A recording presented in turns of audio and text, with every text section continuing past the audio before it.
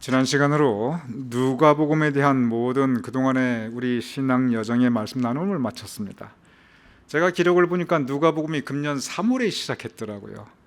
그러니까 9달을 우리가 누가복음을 함께 공부하였고, 이제 지난주로 모든 건 누가복음에 마침 이 공부를 끝냈습니다. 누가복음, 예수님에 대한 그 복음, 예수님의 복음의 소식을 누가가 우리에게 전한 그 기록이 누가복음입니다. 그래서 누가가 이 누가복음을 쓰고 난 다음에 그 다음에 또 이제 사도행전으로 이어집니다. 그래서 사도행전은 그 복음이 전파되는 그 과정을 우리에게 전하고 있어요. 그래서 사도행전을 통해서 교회가 세워집니다. 그러면서 신약이 어디로 넘어가냐면 사도행전 다음에 로마서인데, 로마서 우리 그 전에 2018년에 우리가 함께 수요재단 우리 이 수요에서 또 길게 함께 묵상했습니다. 로마서는 온통 교리에 대한 이야기입니다. 그래서 교회에서 선포되는 그 말씀의 본질들, 구원이 무엇인가, 죄가 무엇인가, 회개는 무엇인가, 은혜가 무엇인가, 예수님께서 왜 이 땅에 오셨으며 예수님께서 왜 십자가에 못 박혀 돌아가셨는가, 바로 우리가 믿고 있는 그 교리의 믿음의 본질에 대해서 로마서가 가르치고 있습니다. 그 다음에 이어지는 게 고린도전후서예요.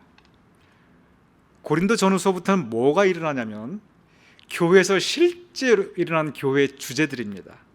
그래서 우리가 누가복음을 지난 시간에 마쳤는데 이 다음에 뭘 할까 제가 고민을 했어요. 그리고 저의 결정이 뭐냐면 이제는 고린도전후서를 해보자. 누가복음도 우리가 공부했고 사도행전도 공부했어요. 로마서도 공부했어요. 근데 순서가 누가복음은 복음서, 사도행전은 교회가 전파되는 과정, 교회가 세워지는 과정, 로마서는 그 교회에서 실제로 선포되는 말씀, 그 믿음의 본질에 대한 가르침, 그리고 고린도전후서인데 이 교회에서 어떠한 일이 일어났는가, 교회가 직면하였던 그 현실적인 주제가 무엇인가, 그러한 부분들을 고린도전후서부터 시작합니다. 그래서 지금부터 당분간 고린도전후서에 대해서 여러분과 함께 말씀을 나누고자 합니다. 다시 한 번 말씀드립니다. 고린도전후서부터는 교회가 당면하였던 실제 상황, 실제 현실적인 주제들을 다루고 있어요. 먼저 그러면 교회가 맨 처음 성경에서 나오는 장면부터 시작해서 교회의 본질이 뭐고, 그 다음에 교회의 흐름이 어떻게 되는가, 먼저 큰 그림을 한번 보도록 하겠습니다. 고린도전후서의 큰 그림을, 우리가 먼저 큰 그림을 보고 그 다음에 나무 하나하나를 살펴가는 것이 좋습니다. 그래서 성경에 이 교회라고 하는 단어, 고린도전후서 전체가 교회의 실제적인 주제들인데 교회가 맨 처음 나오는 장면을 보도록 하겠습니다. 마태복음 16장 18절입니다. 여러분께서 한번 읽어주시기 바랍니다. 시작.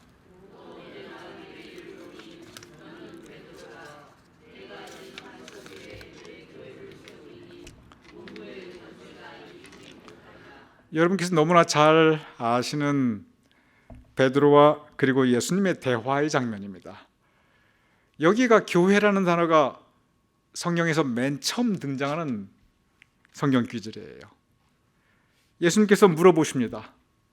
너희는 나를 누구라 하느냐? 그러니까 베드로가 대답을 합니다. 주는 그리스도시요 살아계신 하나님의 아들이니이다. 다시 말씀드립니다. 베드로가 고백합니다. 주는 그리스도시요 살아계신 하나님의 아들이니이다.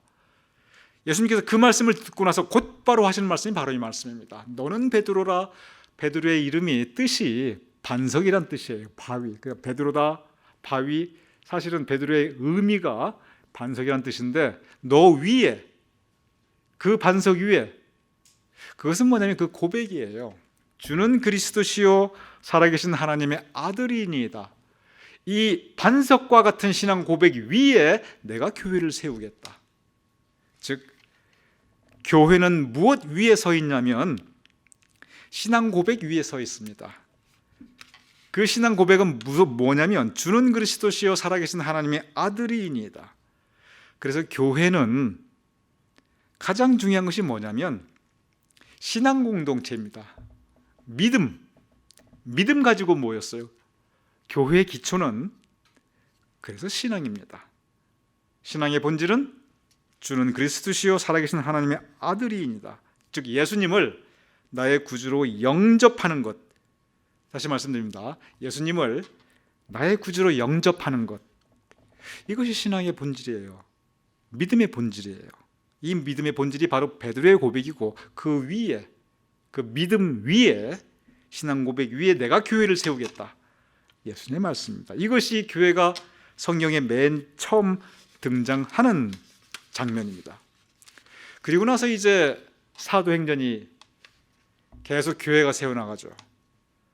교회가 모여서 많은 일들을 합니다. 선교도 하고 전도도 하고 구제도 하고 봉사하고 친교도 해요. 근데 사도행전을 보면 교회가 많은 일들을 해나가는데 그 중에서 교회가 했던 가장 중요한 것이 뭐냐면 그게 예배입니다. 그래서 예배가 교회에 할 수 있는 가장 중요한 일이에요. 그리고 예배가 우리 믿음의 표현에서 또한 가장 중요한 부분입니다. 제가 가끔 말씀드립니다. 여러분 여기에 이 오해나 혹시 우선순위가 바뀌는 일이 없도록 부탁을 드립니다. 어떤 분들은 그런 말씀하세요. 교회가 선교가 사명이다. 선교가 교회 사명 중에 하나인데 선교가 교회 제1계명은 아니에요. 제일 중요한 건 아니에요. 교회에서 제일 중요한 건 그건 예배예요. 예배. 선교단체들 많이 있어요. 교회가 제일 중요한 건 사회봉사다. 사회봉사 반드시 해야지요. 근데 교회 아니라도 사회봉사 얼마든지 해요. 이 믿음이 하나도 없어요. 그래도 구제사업 얼마나 다 하고 가난한 사람 얼마나 도와줘요. 그런데 교회 밖에 못하는 것은 예배는 교회에서밖에 드릴 수가 없어요. 적십사사 가서 어디 구호단체 가서 봉사단체 가서 그 예배 드린다 소리를 봤어요? 아니에요. 그래서 교회는 믿음의 공동체이고 다른 것들이 중요하지 않다는 얘기가 절대 아닙니다. 우선순위입니다. 그래서 교회에서 가장 중요한 것은 그것은 예배입니다. 예수님께서 맨 마지막에 하시는 말씀이 있습니다. 승천하시기 직전에 사도행전 1장 8절입니다. 제가 읽어보겠습니다. 오직 성령이 너에게 임하시면 너희가 권능을 받고 예루살렘과 온 유대와 사마리아와 땅끝까지 이르러 내 증인이 되리라. 그래서 이 말씀에 의해서 이제 교회를 세우고 증인들이 복음을 전파하게 됩니다. 그래서 교회들이 막 세워지는데 그 이후로 맨 처음 세워진 초대교회에서 무엇을 했는가? 여러분 이미 다 여러분과 저와 함께 공부를 하신 부분이에요. 그런데 고린도 전후서의 주제가 교회니까 교회의 본질에 대해서 우선 잠깐 다시 한번 복습하고 그리고 넘어가는 겁니다. 교회에서는 무엇을 했는가? 여러분이 너무나 잘 아시는 사도행전 2장 46절에서 47절입니다. 같이 읽어보시죠. 시작. 날마다 마음을 같이하여 성전에 모이기를 힘쓰고 집에서 떡을 떼며 기쁨과 순전한 마음으로 음식을 먹고 하나님을 찬미하며 또 온 백성에게 칭송을 받으니 주께서 구원받는 사람을 날마다 더하게 하시니라. 성전에 모이기를 힘쓰고, 성전에 모여서 뭐 했겠습니까? 예배예요. 성전에 모여서 예배드리고 말씀 나누고 기도하고 찬송했겠지요. 바로 우리가 교회 하는 모든 것입니다. 그리고 떡을 떼며 같이 음식을 먹고 친교입니다. 교회가 굉장히 친교가 중요해요. 친교가 깨지면 예배에서 은혜를 받을 수가 없어요. 아침 나올 때 그냥 부부간에 그냥 심하게 한번 부부싸움 해놓고 여기 앉아보세요. 그거 은혜가 안 돼요. 목사가 천사의 소리를 해도 은혜가 안 돼요. 친교가 깨져버리면은 교인 간에도 친교가 깨져버리면요, 교회 나오기도 싫고 목사와 성도 간의 친교가 깨져버리면 참 신앙생활이 또 이렇게 굉장히 힘들게 됩니다. 친교가 교회에서 제일 중요한 건 아닌데, 근데 아이러니한 것은 친교가 깨지면 다른 게 다 깨져나가 버려요. 그 얘기는 뭐냐면 우리 가운데 친교, 펠로우십, 서로 존중하고 서로 사랑하고 서로 격려하고 또 중요한 것, 정말 중요한 것, 사도 바울이 늘 말한 것, 서로 포용하고 서로 감싸주고 서로 참아주는 것. 참아주되, 사도 바울이 계속 말했죠. 참아주되 어떻게 참으라? 오래 참으라. 한두 번 참는 거 누가 못해요? 까짓것 참자, 그거 누가 못해요? 근데 오래 참으라, 그걸 가르칩니다.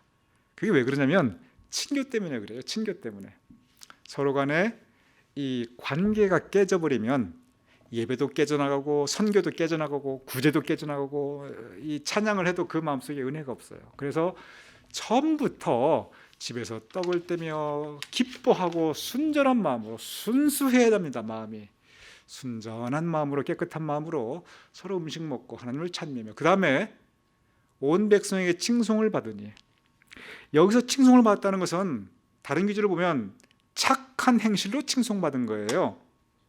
그 믿음에 사는 모습이 야 역시 그래도 크리스찬은 다르네, 안 믿는 내가 봐도 믿는 저 사람들은 뭔가 달라 하는 그 사람들의 삶의 모습으로, 선교라는 게 바로 그 부분입니다. 전도라는 게 바로 그러한 부분이에요. 그래서 칭송을 받으니 여기에 선교가 들어가 있고 전도가 다 들어가 있습니다. 그러니까 구원받는 사람들을 날마다 더하게 하시니라. 초대교회 교회의 모습입니다. 여기에 예배가 들어가 있고 성전에서 말씀 기도 다 있겠지요. 그리고 여기에 선교가 들어가 있고 여기에 구제와 봉사가 들어가 있고 그리고 여기에 친교가 들어가 있어요. 교회가 하는 가장 중요한 사역들이 사실 여기에 다 들어가 있습니다. 바로 이 교회를 위해서 사도 바울과 그리고 초대교인들이 어떻게 했냐면 사도행전의 마지막 모습입니다. 28장 31절 하나님의 나라를 전파하며 주 예수 그리스도에 관한 모든 것을 담대하게 거침없이 가르치더라. 이 사도 바울의 모습이에요. 증인들의 모습입니다. 그리고 교회에서 선포되는 말씀의 모습이고 저와 여러분들이 추구해야 할 모습입니다. 이것이 이상적인, 그리고 이것이 바로 누가와 사도 바울과 모든 초대교인들이 추구했던 모습입니다. 그리고 이것이 우리가 추구해야 될 모습이에요.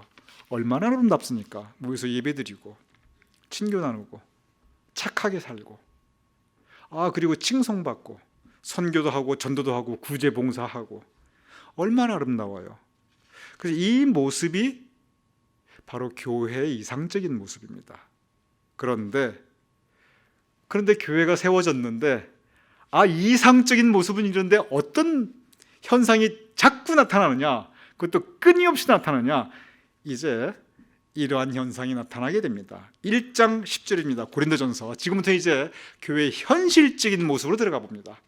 자, 교회의 이상적인 모습, 교회가 이래야 된다. 이거 우리 다 같이 짧은 시간 봤어요. 자, 읽어보시죠. 시작.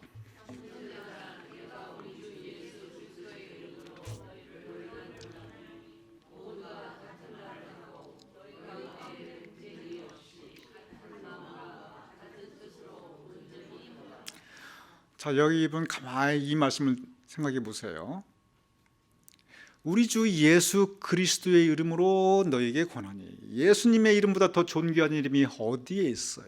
너에게 권하니. 그런데 같은 말을 하고 같은 마음으로 같은 뜻으로 합한다는 게 뭐냐면 그 역시 같이 하나가 된다는 거예요. 그러니까 여기 보세요. 같은 말, 같은 마음, 같은 뜻, 온전히 합하라. 하나가 되라. 이렇게 돼야 된다는 거예요. 그렇죠? 그런데 너희 가운데 분쟁이 없이, 갑자기 난데없이 분쟁이란 단어가 나타납니다. 분쟁은 다투고 싸운다는 얘기예요. 교회의 이상적인 모습이 이러한 건데 예수님께서 가르쳤고 사도 바울이 가르쳤고 누가가 전파했고 그래서 우리 예배드리자, 말씀 나누자, 우리 기도하자, 친교하자, 선교하자, 구제하자 그랬는데 막상 교회가 세워지니까 분쟁이 먼저 탁 일어나는 거예요. 싸우는 거예요. 이거 어떻게 남의 얘기 같지 않죠? 우리 이거 많이 봤죠? 이거 우리만 그런 거 절대 아니에요, 여러분. 여러분, 우리 대부분 교회들이 다 그래요. 이게 뉴저지만 그런 게 아니에요. 이게 미국 어디 가나 그렇고요. 한국 가도 그래요. 한국 가도. 여러분, 미국 사람들은 안 싸울 것 같죠? 천만의 말씀이에요. 미국 사람들 잘 싸워요. 왜 이렇게 교단들이 많은 줄 아세요?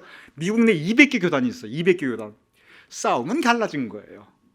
이게 동서고금이 따로 없고요. 서양, 동양이 따로 없고요. 한국 따로 없고요. 여러분 1.5세, 2세들 안 싸울 것 같죠? 잘 싸웁니다. 다시 띄워주세요. 분쟁이 교회에서 제일 처음 나온 일어난 일이에요. 그러니 좀 같은 말을 해라. 지금 가만히 보세요, 여러분. 같은 말을, 얘기 뭐냐면 같은 말을 안 했다는 얘기예요. 그렇죠? 그 얘기 뭐냐면 서로 말이 다르다는 얘기예요. 같은 마음이 안 됐다는 얘기예요. 같은 뜻이 안 됐다는 얘기예요. 합하지 못하니까 같은 말을 해라, 같은 마음 가져라, 같은 뜻 가져라, 합하라. 안 되고 있으니까 저렇게 말을 하고 있죠. 근데 같은 말하고 같은 마음 갖고 같은 뜻하고 온전히 합하고 요건 안 되고 지금 뭐가 되고 있다? 보시면 여러분 이해가 돼야죠. 요건 안 되고 뭐가 되고 있다? 지금 분쟁이 일어나고 있는 거예요. 이게 교회의 일반적인 모습입니다. 여러분 너무 좌절하지 마세요. 이게 뭐냐면 이게 우리의 부족함이에요. 이게 사람의 한계입니다. 아니 이게 지금 초대교회 얘기예요. 옛날 얘기예요. 이게 사도 바울 때 얘기예요. 고린도 교회 사도 바울 세운 교회예요. 지구 역사상 가장 위대한 목사님이 세운 교회가 지금 저렇게 됐는데, 그러니 이것이 우리 다 부족한 사람들이 모인, 아무리 신앙 공동체이고 아무리 하나님의 자녀고 아무리 주 예수 그리스도를 내가 구주로 영접한다 할지라도 우리가 부족하기 때문에 우리가 같이 모여서 이런 모습이 생긴다는 거죠. 이게 현실입니다. 곧바로 무슨 말씀이 이어지는가 보도록 할게요. 1장 11절 그 다음 절입니다. 여러분 읽어주세요. 시작.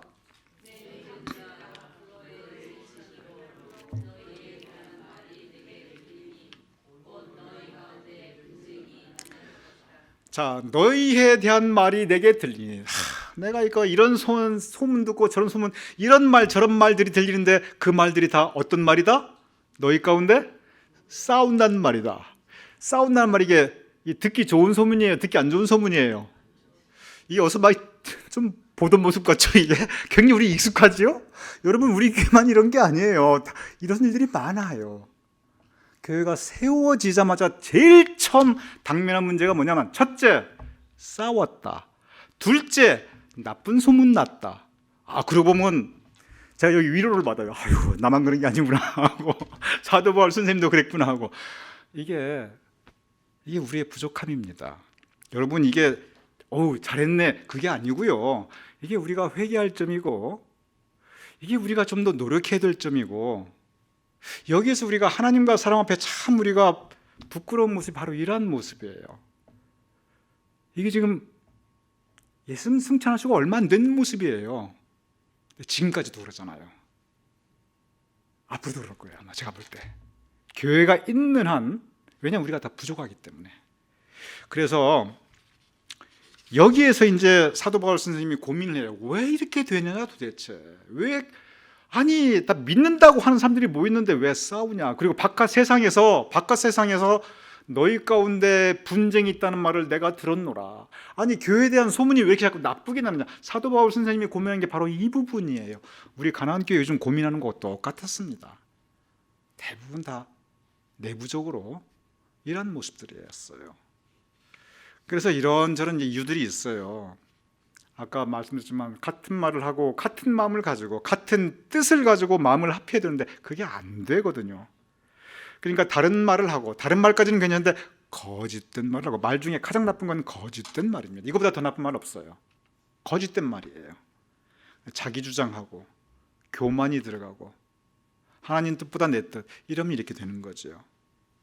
그래서 사도 바울이 결론을부터 말씀드릴게요. 그럼 우리 교회가 어떻게 해야 되느냐, 이 고민을 합니다. 그럼 사도 바울이 로마서에만 해도 말씀, 은혜, 구원 이런 설교를 했는데, 교회의 현실적인 문제 들어가면 뭘 가르치냐면 고린도서 14장 12절 여러분 같이 읽어보죠. 시작.